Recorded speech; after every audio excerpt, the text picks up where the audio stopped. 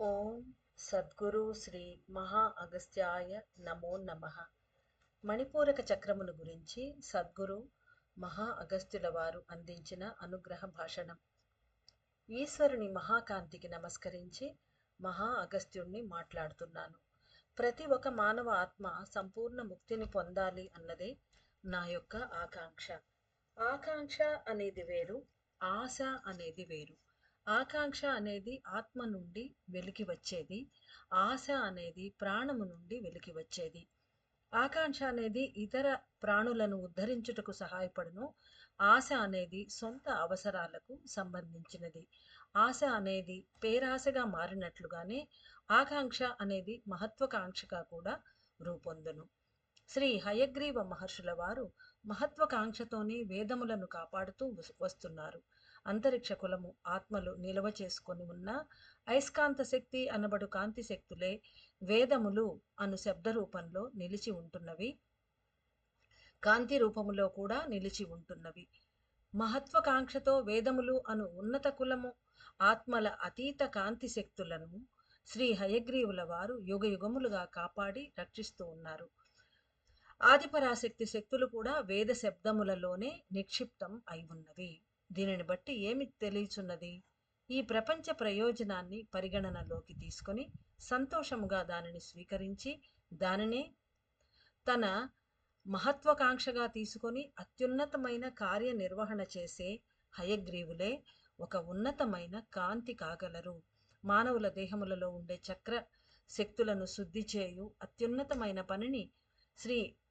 శ్రీ మహాకాళేశ్వరుని కృప వలన జరుగుతున్న ఈ సమయంలో మహా అగస్త్యుడనైన నేను మానవుల మణిపూరక చక్రములో ఉండే కలుషితాలను నిర్మూలించి అనుగ్రహించాలనే గొప్ప ఆకాంక్షతో ఉన్నాను. ఎందుకంటే కలికాల మానవులు అత్యధికంగా అతీతమైన కలుషితాలను మణిపూరక చక్రంలోనే కలిగి ఉన్నారు అని నేను గుర్తించి తెలుసుకున్నాను. ఇతర చక్రములతో పోల్చి చూసినప్పుడు అందరికీ అత్యధికమైన కలుషితాలు పేరుకుపోయి ఉన్న చక్రము అనేది మణిపూరక చక్రమే అయి ఉన్నది. అంతేకాక అనేకములైన శక్తి క్షరణలు కూడా అచటనే జరుగుతున్నవి. శక్తి క్షరణలంటే శక్తి ఒక ఉదాహరణకు పైపులో నుంచి ప్రవహిస్తూ ఉన్నప్పుడు ఒక మార్గం గుండా అక్కడ ఏదైనా ఛిద్రాలు ఏర్పడినప్పుడు లేదా అవరోధాలు ఉన్నప్పుడు పక్కకు వెలికి వచ్చేయడం అంటే లీకేజ్ అవ్వడం, దాన్ని శక్తి శృతిక్షతులు లేదా క్షరణలు అంటారు. లీకేజ్ అన్నమాట. స్రావము అని రాయొచ్చు. స్రావం అంటే రెండు అర్థాలు వస్తాయి కాబట్టి కన్ఫ్యూజన్ లేకుండా ఇక్కడ లీకేజ్ అని చెప్పుకోవడం జరుగుతుంది. అనేకములైన శక్తి క్షరణలు కూడా అచటనే జరుగుతున్నవి. దీనిని గురించే బాగా తెలుసుకోవలను. మణిపూరకం అనగా ఏమిటి? మణిపూరక శబ్దమునకు ఉన్నతమైన అర్థము కలదు. మణి అనగా ఘంట శబ్దమును సూచించును.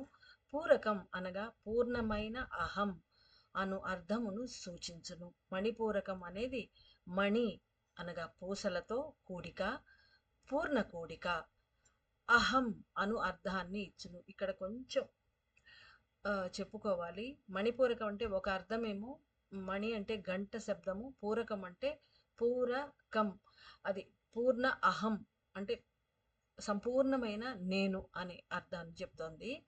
మణిపూరకం అంటే ఇంకొక అర్థం చెప్తున్నారు మహర్షుల వారు. మణులు అంటే పూసలు కదా, ఒక పూసలు వాటితోటి కూడిక అంటే పాతకాలంలో దాన్ని అబాకస్ ఏదో అంటారు ఇంగ్లీష్లో. పాతకాలంలో కూడికలు ఇప్పటికీ చైనీస్ వాళ్ళలో యూజ్ చేస్తారు. ఒక పలక లాంటి చట్రంలో పూసలు బిగించుంటారు. ఆ పూసల్ని 2, 4 అలా వాళ్ళు లెక్క ప్రకారం పేర్చుంటారు. అది దాంతోటి కూడికలంటే మన మాన్యువల్ క్యాలిక్యులేటర్ టైప్‌లో దాన్ని యూజ్ చేసేవాళ్ళు. అది పూసలతో కూడిక అలా కూడడం. పూర్ణ కూడిక అంటే 10 అంటే పూర్ణ సంఖ్యతోటి యాడిషన్ అన్నమాట. ఇక్కడ దాన్ని ఎందుకు చెప్తున్నారనేది నాకు తెలీదు. దీని అర్థం మట్టుకు నేను వివరించి చెప్తున్నాను. సో పూర్ణ కూడిక అంటే 10 10 10 + 10 10 + 20 30 అలా పూర్ణ సంఖ్యతోటి కూడిక చాలా త్వరగా అయిపోతుంది. సో అది ఒకటి పూర్ణ కూడిక. రెండోది మణి పూసలతోటి కూడిక. దాన్ని మణిపూరకం అంటారు. ఆ తర్వాత కమ్ అనే శబ్దానికి అంటే పూరకం కదా, ఆహ్, అహం అను అర్థాన్ని ఇచ్చును. అది ఎలా అనేది తెలీదు నాకు దీని వివరణ. ఇది పూర్తి సాంస్క్రిట్‌లో లేదు అందువలన. కాబట్టి అహంనకు సంబంధించిన పూర్ణమైన శబ్దము అని దీనిని అర్థము చేసుకొనవచ్చును. అహం అంటే నేను అనే దానికి ఉన్నటువంటి పూర్ణమైన శబ్దమే మణిపూరకం. అంటే మణిపూరక చక్రం ఇక్కడ టోటల్‌గా మనం మీనింగ్ తీసుకుంటే మణిపూరకము అంటే నేను అనేది గుండెల్లో పెట్టి చెప్పినా కూడా అక్కడ నేను అనేది వెలుగుతూ ఉంటుంది కాబట్టి, కానీ పు మన మణిపూరక చక్రం దగ్గర నేను అనేది మనము ఫీల్ అవుతాము. కాబట్టి అలా చెప్తున్నారని మనం ఇక్కడ అనుకోవచ్చు. అహం అయిన ఆత్మ వెలిపరిచే అహం అయిన ఆత్మ ఇక్కడ అహం అంటే ఎవరు? నేను అంటే ప్రాణమో, శరీరమో కాకుండా మనసు, బుద్ధి అవి కాకుండా ఆత్మనే ఇక్కడ అహం అని చెప్తున్నారు. పూర్ణమైన అంటే పూర్ణ ఆత్మ. దాని గురించి చెప్తున్నారిక్కడ. పూర్ణ అహం అయిన ఆత్మ వెలిపరిచే ప్రాణశక్తి అయిన ఉష్ణశక్తులు నిర్దుష్టంగా నిలిచి కదిలే ఉన్నత చక్రమే మణిపూరక చక్రము. అంటే ఆత్మ చోటుని అహం మన అనాహతంలో చెప్తున్నా కూడా మణిపూరక చక్రంలో ఆత్మ వెలిపరిచే ప్రాణశక్తి అయిన ఉష్ణశక్తులు మణిపూరక చక్రంలో ఉంటాయట. అది అగ్ని చక్రం కదా అది. అందుకని ప్రాణశక్తి, అగ్నిశక్తులు కాబట్టి అక్కడ ఉష్ణశక్తులు ఉంటాయి. కాబట్టి ఆత్మ వెలిపరిచే ప్రాణశక్తి అయిన ఉష్ణశక్తులు నిర్దిష్టంగా నిలిచి కదిలే ఉన్నతమైన చక్రమే మణిపూరక చక్రము. అందుకని దాన్ని అహం అని చెప్తున్నారు. అహం యొక్క శబ్దాన్ని తన ఇంధనంగా తీసుకొని కదిలే మణిపూరకం అనేది ఎటువంటి పనులను చేపట్టును అని తెలుసుకోనండి. ఇక్కడ అహం అనేది ఆత్మ అయినప్పుడు అహం అనేది ఎందుకని ప్రాణశక్తి అంటున్నారని మనకు డౌట్ రావచ్చు. ఎందుకంటే ఆత్మ గమ్మున కూర్చో ఉంటుంది. అదేం చెప్పదు. అక్కడ ఉంటుంది. నిజమైన నేను అదే.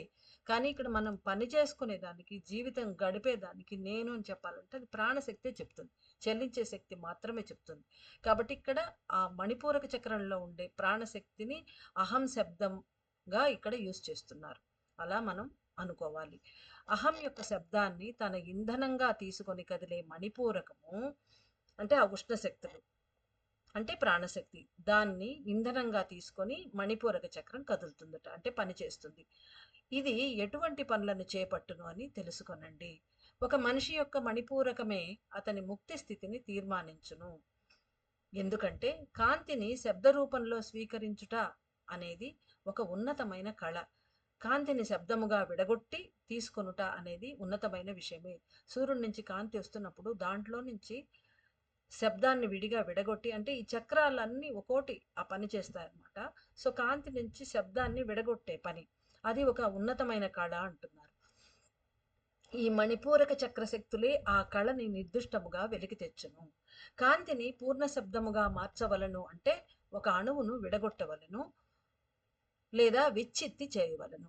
బాహ్య ఆహారములను స్వీకరించే మానవులు ఆ ఆహారం యొక్క మూలకాలన్నిటిని విడగొట్టిన తర్వాతనే జీర్ణక్రియ అనే ప్రక్రియ ద్వారా శరీరమునకు తగిన విధముగా శక్తులను స్వీకరిస్తున్నారు. అంటే లోపల ముందు వెలుపల మనం బాహ్యంగా ఆహారం స్వీకరించాక లోపల అవన్నీ విడివిడిగా న్యూట్రియంట్స్ అన్నీ విడివిడిగా విడగొట్టేస్తుంది శరీరంలో. ఆ ప్రక్రియ జరిగి తర్వాత పెద్ద ప్రేవులని అలా ఉంటాయి చిన్న ప్రేవులు ఒక్కొక్క చోట అన్ని విడగొట్టి మూలకాలని తర్వాత జీర్ణక్రియ జరిగి అప్పుడు శరీరానికి రక్తం రూపంలో శక్తులను అందిస్తూ ఉంటుంది. అలానే చెప్తున్నారు ఆ ఉదాహరణని. మణిపూరక శక్తులకు కాంతిని విభజించే సామర్థ్యము అనబడు ఒక ఉన్నతమైన స్థితి ఉన్నది. కాంతిని విభజించి ఆ ఉష్ణశక్తిని దాంట్లోంచి శబ్దశక్తిని తీసుకునే శక్తి అలాంటి సమర్థత ఉన్నది అంటున్నారు. అణువిచ్చిత్తి అనేది మణిపూరక చక్రం యొక్క కదలికల వలన ఏర్పడును. ఆత్మశక్తుల వలన లోపలికి స్వీకరించబడే పాదరస శక్తులు నిండిన ఆకాశ మూలకాలన్నీ అణువుల శిరస్సులోని అణువులచే విభజించబడి స్వీకరించబడుతున్నవి. 1కి 2 సార్లు ఇది చదువుకోండి. ఆత్మశక్తుల వలన లోపలకు స్వీకరించబడే పాదరస శక్తులు అంటే ఆ పాదరస శక్తులు నిండిన ఆకాశ మూలకాలు. ఆత్మ తను పరమాత్మ నుంచి పైనుంచి స్వీకరిస్తూ ఉంటుంది సహస్రారం ద్వారా. అది పాదరస శక్తులు. ఆ శక్తులన్నీ ఆకాశ మూలకాల్లో నిండి ఉంటాయి. అవన్నీ తీసుకున్నాక వన్స్ మన శిరస్సులోకి చేరాక అవి అణువులచే విభజించబడి దేనికి కావాల్సిన దానికి తగ్గట్టుగా ఆహ్, విభజన డివైడ్ అయిపోయి ఆ తర్వాత అవి తీసుకుంటాయి. తమ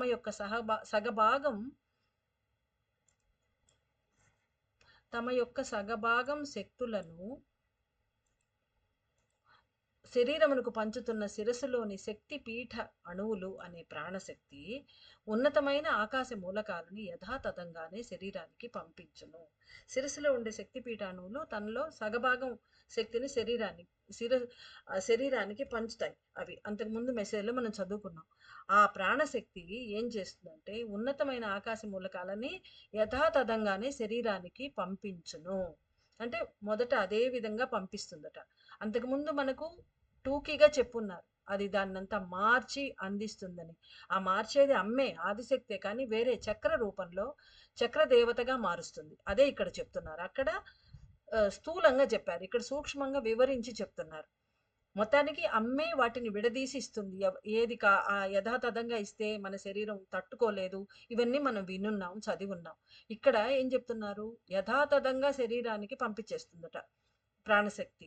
ఆకాశ మూలకాలని. అంటే దాంట్లో హై పొటెన్షియల్ పాదరస శక్తి ఉంటుంది. అప్పుడు ఏమవుతుందట, పాదరస శక్తులు కలిగిన మూలకాలలో ఉండే విషతత్వాన్ని విశుద్ధి చక్రము తన వశము చేసుకొని ఆకర్షించగా, అంటే ఒక్కొక్క చక్రాలు ఎందుకని అవి ఎనర్జీస్ అన్ని ఫిల్టర్ అయ్యి వస్తాయి. అందుకని పెట్టున్నారు వాళ్ళు దేవుళ్ళు. సో అవన్నీ యథాతథంగా పంపించినప్పుడు శిరస్సులో నుంచి వచ్చి విశుద్ధి చక్రం వాటిని ఆపేస్తుంది. ఆపి అందులో ఉండే విషాన్ని తీసేసుకుంటుంది తను. విశుద్ధి చక్రము తన వశము చేసుకొని ఆకర్షించగా అనాహత చక్ర శక్తులన్నీ అన్నవి వాటిని సడలించును. అంటే అవి థిక్‌గా ఉంటే వాటిని పల్చబరచడమో, లేదు వాటిని లూజన్ చేయడమో ఏదో చేస్తాయి. అది ఏదని సడలించునని మట్టుకే ఇక్కడుంది. మనకు తెలీదది. అప్పుడు మణిపూరక చక్రాన్ని చేరుకునే ఉన్నత ఆకాశ మూలకాలు సులభముగా విభజన చెందును. ఆ తర్వాత ఏమవుతుంది, అనాహత చక్రమేమో దాన్ని ఆ డెన్స్‌ని తగ్గించి సడలిస్తాయి. ఆ తర్వాత నెక్స్ట్ మణిపూరక చక్రం. అక్కడికొచ్చేప్పటికి ఏమవుతుంది, ఆకాశ మూలకాలను నుంచి వాటిని అన్ని విడగొట్టే, విచ్చిత్తి చేసే ఆ సమర్థత మణిపూరక చక్రానికి ఉంది అన్నారు కదా! అది ఈజీగా చెయ్యగలదు. ఇదంతా జరిగాక ప్రాసెస్. వాటిలో ఇమిడి ఉన్న శబ్దము అను స్వర్ణ శక్తులు ఏవైతే ఫిల్టర్ అయ్యి వచ్చిన ఆకాశ మూలకాల్లో ఉండేటువంటి శబ్దము అనే స్వర్ణ శక్తులు స్వాధిష్టాన చక్రంలో నిల్వ చేయబడును. మనం అంతకుముందు స్వాధిష్టాన చక్రంలో విని ఉన్న మెసేజ్‌ల్లో అన్ని రకాలైన శక్తి పీఠ శక్తులన్నీ కూడా అమ్మవి ఆదిశక్తి శక్తులన్నీ కూడా స్వాధిష్టాన చక్రాలలోనే ఉంటాయి అని చెప్పారు కదా! ఇక్కడ చెప్తున్నారది. వాటిలో ఇమిడి ఉన్న శబ్దము అనే స్వర్ణ శక్తులు స్వాధిష్టాన చక్రములో నిల్వ చేయబడును. మిగిలిన విభజించబడని అంటే విడికొట్టడానికి వీల్లేని కొన్ని ఆకాశ మూలకాలు మూలాధారంను వచ్చి చేరును. ఇంకా మిగిలిపోయి ఉంటాయి కదా! ఆ స్వాధిష్టాన చక్రం తీసుకోగా మిగిలినవి డివైడ్ కాని ఆకాశ మూలకాలు మూలాధారానికి వచ్చి చేరును. దేహంలో ప్రవేశించే ఉన్నతమైన ఆకాశ మూలకాలు అను కాంతి శక్తిలో ఉండే విషతత్వాన్ని విశుద్ధి చక్రం తొలగించును. మళ్ళా చెప్తున్నారు. అనాహత చక్ర శక్తులు వాటిని ప్రేమతో మెత్తబరుచును. ఇక మణిపూరకము వాటిని విడగొట్టును. అప్పుడు వాటిలో నిక్షిప్తమై ఉన్న శబ్దము అను స్వర్ణ మూలకాలు తరువాతి చక్రమైన స్వాధిష్టాన చక్రములో నిలువ చేయబడును. విభజన చెందక మిగిలి ఉన్న ఆకాశ మూలకాలు మరియు శక్తి అను ఉష్ణ శక్తులు తమ నుండి విడిపడనటువంటి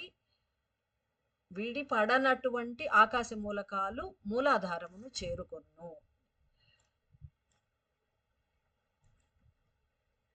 విభజన చెందక మిగిలి ఉన్న ఆకాశ మూలకాలు మరియు శక్తి అను ఉష్ణ శక్తులు తమ నుండి విడిపడనటువంటి ఆకాశ మూలకాలు మూలాధారమును చేరుకొను. ఇదే శరీర చక్రముల యొక్క ఆధారము అయి ఉన్నది.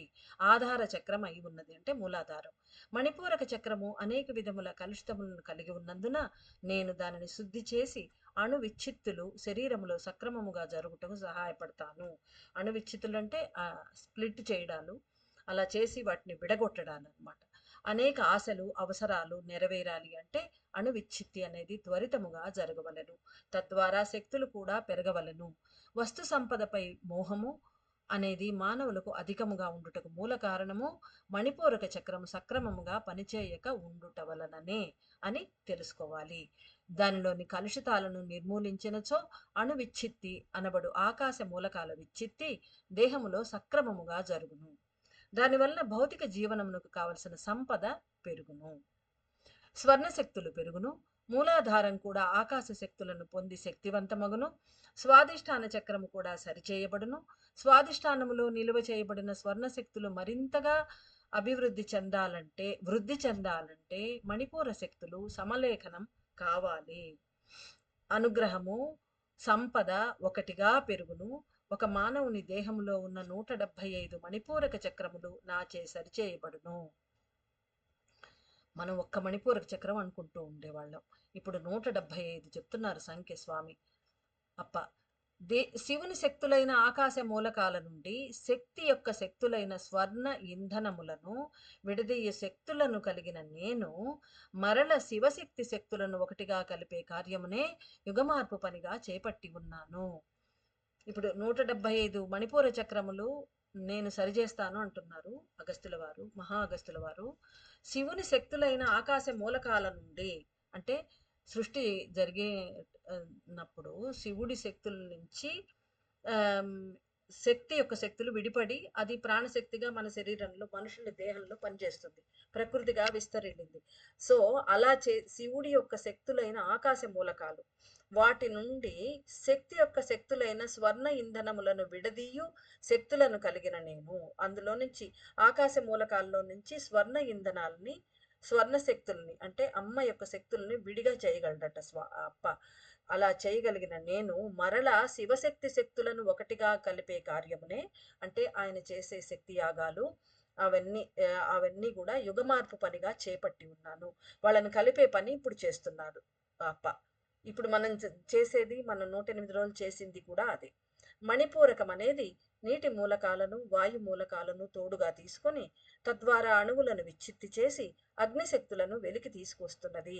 అగ్నిశక్తులంటే ఈ ఉష్ణశక్తులు అన్నమాట. అంటే మణిపూరక చక్రము కలుషితములను స్వీకరించి సక్రమముగా పనిచేయక నిలుస్తున్నందున శరీరములో అనేక విధముల వ్యాధులు ఏర్పడుతున్నవి.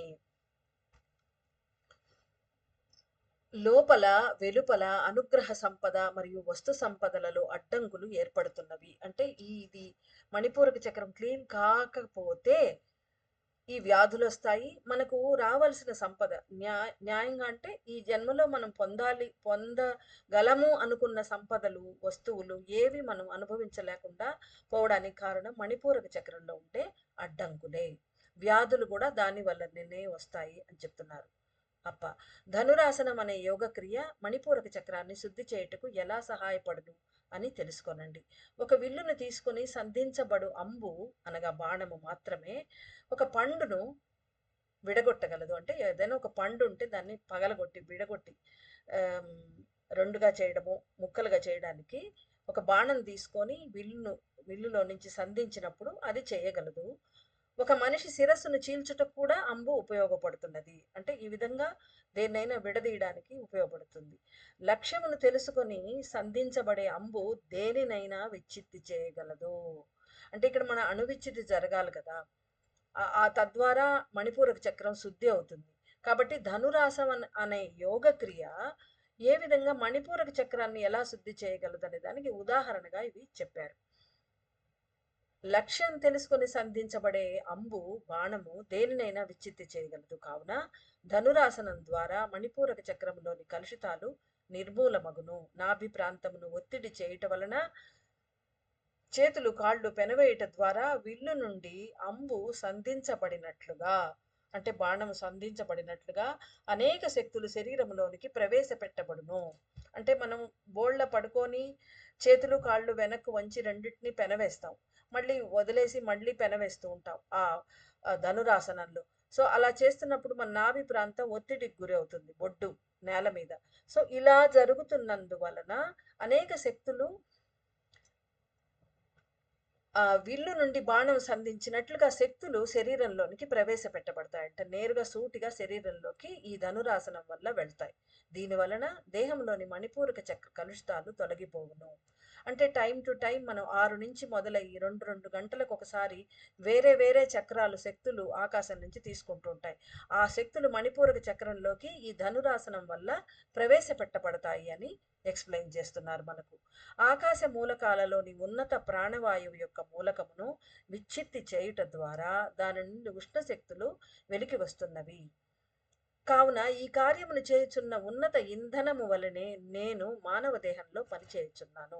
ఏదైనా పని చేయటానికి ఒక ఫ్యూయల్ అనేది కావాలి కదా, ఇంధనం. ఆ ఇంధనము నేనే అని చెప్తున్నారు అగస్త్యుల వారు, మహా అగస్త్యుల వారు. నేనే కలుషితములను నిర్మూలించి అనుగ్రహిస్తాను, శక్తి క్షరణములను కూడా సరిచేస్తాను. అంటే శక్తి లీకేజ్ కూడా సరిచేస్తాను. దీనిని వైజ్ఞానికంగా తెలుసుకోవాలను అంటే ఇక్కడ ఒక సత్యాన్ని తెలియజేస్తాను. హైడ్రోజన్ అను ఉష్ణశక్తిని ఆక్సిజన్ అనబడు ఉన్నత ప్రాణవాయువు యొక్క ఆకాశ మూలకాల నుండి నేనే విభజన చేస్తున్నాను. అగత్తు ఈశ్వరుడు అను పేరుకు తగ్గట్లుగా నేను అగము అయిన ఆత్మకాంతి నుండి ఈశ్వర శక్తులైన ఉష్ణశక్తిని విడగొట్టి కదిలింప చేయుచున్నాను. మణిపూరక చక్రములోని అవరోధములు, కలుషితములు మరియు క్షరణములు అనగా లీకేజీలు ఏర్పడి ఉన్నప్పుడు నేనే నా ఉష్ణశక్తిని అనుగ్రహించి, అంటే ఫ్యూయల్ లాగా ఇస్తాడనమాట ఆయన. ఇచ్చి నిర్ణయాత్మకమైన పనిని చేస్తాను. ఎలా చెయ్యాలో అలాంటి పని, అక్కడ అవసరమైన పనిని చేస్తాను అంటున్నారు.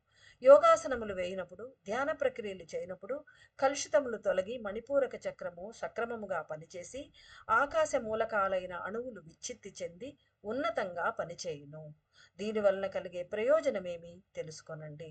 1 పృథ్వీదేహము. పృథ్వీదేహములోని మణిపూరక చక్రములోని కలుషితములు. మానసిక ఒత్తిడి.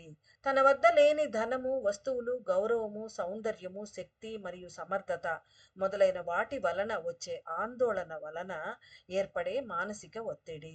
అంటే మెయిన్గా ఏం చెప్తున్నారు, పృథ్వీ దేహం, మట్టి దేహంలో ఉండే మణిపూరక చక్రం, దాంట్లో కలుషితాలు ఏమంటే మానసిక ఒత్తిడి. అది ఏందనేది వివరంగా చెప్పారు. ధనము, వస్తువులు, గౌరవము, సౌందర్యము, శక్తి మరియు సామర్థ్యం ఇవన్నీ నా దగ్గర లేవే, వేరే వాళ్ళందరి దగ్గర ఉన్నాయి అని ఆందోళన పడుతూ దిగులు పడుతూ ఉంటే దానివల్ల వచ్చే మానసిక ఒత్తిడి, మెంటల్ టెన్షన్. ఇక చక్ర ధ్యానము చేయుట వలన, యోగ క్రియలు చేయుట వలన ఏర్పడే ఫలితము. ఇప్పుడు ధనురాసనం అవన్నీ చేసినందువలన ఏం జరుగుతుందంటే తన వద్ద ఉండే సంపద, వస్తువులు, సౌందర్యము, శక్తి మరియు సమర్థత, అంటే తన దగ్గర ప్రతి మనిషికి కొన్ని ఉంటాయి కదా, అది తన వద్ద ఉండే వాటిని గురించి దృఢంగా గ్రహించి నా దగ్గర ఇవన్నీ ఉన్నాయి కదా అంటే వేరే వాళ్ళని చూసి ఏడవకుండా ఉన్నతిని పొందే స్వభావం ఏర్పడును. భగవంతుడు తనకు అనుగ్రహించిన వాటిని తెలుసుకొని కృతజ్ఞతాభావం ఏర్పడును. ఇన్ని ఉన్నాయి, ఇవి కూడా లేని వాళ్ళు ఉన్నారు కదా అనే అలాంటి ఒక తెలివితేటలు వచ్చి కృతజ్ఞతాభావం ఉంటుంది. వేరే వాళ్ళని చూసి కంపారిజన్ అనేది పోతుంది ఈ ధ్యానం వలన. ఇక 2 జలదేహము. జలదేహంలో కూడా మణిపూరక చక్రంలో కలుషితాలు ఏర్పడతాయి. అవి ఏంటంటే అజ్ఞానము. తన ప్రాణము మరియు ఆత్మ యొక్క అపరిమితమైన శక్తులను గురించి తెలుసుకోలేని స్థితి ఏర్పడును. ప్రాణానికి, ఆత్మకు ఉండే అబండెంట్ శక్తులు ఏవైతే ఉన్నా వాటిని గురించి ఏమీ తెలియదు. అదే అజ్ఞానం అనట. అదెంత ఆ అజ్ఞానము మనకి ఎక్కడ పేరుకో ఉంటుంది, జలదేహంలో పేరుకో ఉంటుందట, అక్కడ ఉండే మణిపూరక చక్రంలో. దానికి కారణము అణువులలోని కలుషితములను నిర్మూలించక ఉండుటయే.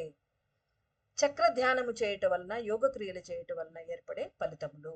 ఈ జలదేహంలో ఉండే మణిపూరక చక్రంలో కలుషితములు తొలగినచో ఆత్మ మరియు ప్రాణము యొక్క అపరిమిత శక్తులు వెలికి వచ్చును. అణువులు క్లీన్ కాగానే ఈ శక్తులన్నీ బయటకు వస్తాయి. సాధించడానికి వీలు కాని అనేక కార్యములు సులభముగా సాధ్యపడును. ఇక 3 వాయుదేహం. వాయుదేహములోని మణిపూరక చక్రములోని కలుషితములు. తమస్సు అను అలసత్వము, అంటే సోమరితనం, తామస గుణం అన్నమాట. అన్ని పనులలోనూ ఆలస్యం, అనేక ముఖ్యమైన పనులను చేపట్టక వాయిదా వేయుట వంటి గుణములు. ఇక చక్ర ధ్యానములు, యోగము ఇవి చేయటం వలన ఏర్పడే ఫలితములు. గుణములో మార్పు, అంటే మెయిన్గా గుణంలో మార్పు వచ్చేస్తుంది. అంటే అంతకు ముందు ఉన్న గుణానికి ఆపోజిట్ అయిపోతుంది. అలసత్వం ఉండే చోట చురుకుదనము, విచక్షణగా వ్యవహరించుట వంటి గుణములు పెరుగును. అనుగ్రహ సంపద మరియు వస్తు సంపదలను ఎరుకతో గ్రహించు సమర్థత ఏర్పడును. ఎలా పొందాలి, ఆ పొందిన వాటిని అనుగ్రహాన్ని ఎలా పొందాలి, అన్ని వస్తువులను తీసుకోకుండా ఎలాంటి వాటిని తీసుకోవాలి అనే ఒక ఎరుక, జ్ఞానము ఏర్పడుతుంది. ఇక 4వది అగ్నిదేహము. అగ్నిదేహములోని మణిపూరక చక్రములో ఏర్పడే క్షరణములు అంటే లీకేజెస్. ప్రాణశక్తి వ్యయమగుట. ఈ లీకేజ్ వల్ల ఏమవుతుంది, ప్రాణశక్తి వేస్ట్ అయిపోతుంది. అగ్నిదేహంలోని మణిపూరక చక్రములో కలుషితములు పేరుకొనవు. మిగతా 3 దేహాల్లో పేరుకుంటున్నట్టుగా చెప్పారు. ఇక అగ్నిదేహంలో వచ్చి అవి పేరుకోవట. ఏవైతే అశుద్ధులు ఉంటాయి కదా, కలుషితాలు, అవి పేరుకొనవు. దానికి మారుగా ప్రాణక్షరణం అనే స్థితి ఏర్పడును. ఆవశ్యకతకు మించి పంచేంద్రియములతో పనిచేయే సమయంలో, అంటే అవసరం లేకపోయినా మాట్లాడడం, అవసరం లేకపోయినా ఏదైనా వినడం, చూడడం, పలకడం, చేయడం, ఇలా మన ఇంద్రియాలను అవసరం లేకుండా కూడా ఉపయోగించుకుంటూ ఉన్న సమయాలలో మణిపూరక చక్రమునకు వెళ్ళే ప్రాణశక్తి అనే ఏకాణువు, సింగిల్ యాటమ్ అయిన హైడ్రోజన్ అను ఇంధనం క్షరణం చెంది వెలికి వచ్చును. అంటే లీక్ అయిపోతుందట, అది నేరుగా రాకుండా. చక్ర ధ్యానము చేయటం వలన ఏర్పడే ఫలితములు, అంటే మనం చేసే ధ్యాన యోగాల వల్ల. ధనురాసనం మరియు ధ్యాన ప్రక్రియల వలన ఇంద్రియ సంక్షేపణ సులభముగా జరుగును. అప్పుడు ఇంద్రియాలని విపరీతంగా మనం యూజ్ చేసుకోం, ఎందుకంటే అది సంక్షేపించేస్తాయి, లోపల ఒదిగిపోతాయి. ఏం చెయ్యాలి, అట్లాంటివి చెయ్యాలని మనకు అనిపించదు. అవసరమైతేనే మనం ఒక పని చేస్తాం, అలా అన్నమాట. అప్పుడు ప్రాణశక్తి వ్యయం కాకుండా ఆగిపోవును. ఇక 5వది ఆకాశదేహము. ఆకాశదేహములోని మణిపూరక చక్రంలో ఏర్పడే క్షరణములు. కాంతి క్షరణము అనబడే ప్రాణశక్తి వ్యయము. ఇక్కడ కూడా ఆకాశదేహంలో కూడా అవి పేరుకొనవు. అందువల్ల కాంతి క్షరణం జరుగుతుంది ఇక్కడ. అక్కడేమో ప్రాణశక్తి క్షరణం జరిగింది, ఇక్కడ కాంతి క్షరణం ఏర్పడుతుంది, అంటే లీకేజ్ అవుతుంది. ఆకాశ దేహంలోని మణిపూరక చక్రము ఉన్నతమైన ఆకాశ మూలకాలను ఆకర్షించి దేహమంతటా ప్రసరింపజేయగలిగిన క్షమత కలిగినది. దైవ చింతన అనేది శరీరమంతటా కాంతిని ప్రసరింపజేయును. అంటే దైవ చింతన చేసే వాళ్లకు ఆటోమేటిక్గా శరీరం అంతటా ఆకాశ మూలకాలుని ఆకాశ దేహం ఆకర్షించి ప్రవహింపజేస్తున్నప్పుడు ఆటోమేటిక్గా వాళ్లకు కాంతి ప్రసరణ జరుగుతుందట, దైవ చింతన ఉన్న వాళ్లకు. కాబట్టి దైవ చింతన లేని సమయంలో ఉన్నత ఆకాశ మూలకమైన ఆక్సిజన్ మణిపూరక చక్రముచే ఆకర్షించబడుట లేదు. అది దేహమంతటా వ్యాపించుటను, మూలాధారములో నిల్వ చేయబడుటను నిషేధిస్తూ ఉన్నది. అంటే దైవ చింతన లేనప్పుడు ఇవన్నీ అవరోధాలు కలుగుతున్నాయట. ఇక చక్ర ధ్యానము మనం చేస్తే దానివల్ల ఏర్పడే ఫలితములు. యోగ ధ్యాన ప్రక్రియల వలన దైవ చింతన పెరుగును. దైవ చింతన మనకు పెరుగుతుంది. అప్పుడు ఆటోమేటిక్గా కాంతి శక్తి మనకు ప్రసరణ జరుగుతుంది. తద్వారా అనుగ్రహ శక్తి అను నిర్దుష్టమైన ఆకాశ మూలకాలు మణిపూరక చక్రముచే సులభముగా ఆకర్షించబడును. భగవంతుని మహాకరుణ వలన జరుగుతున్న ఈ ఘటనలను అందరూ తెలుసుకుని స్వీకరించి ఉన్నత స్థితికి చేరవలసినది. ప్రేమ నిండిన మహా ఆశీస్సులు.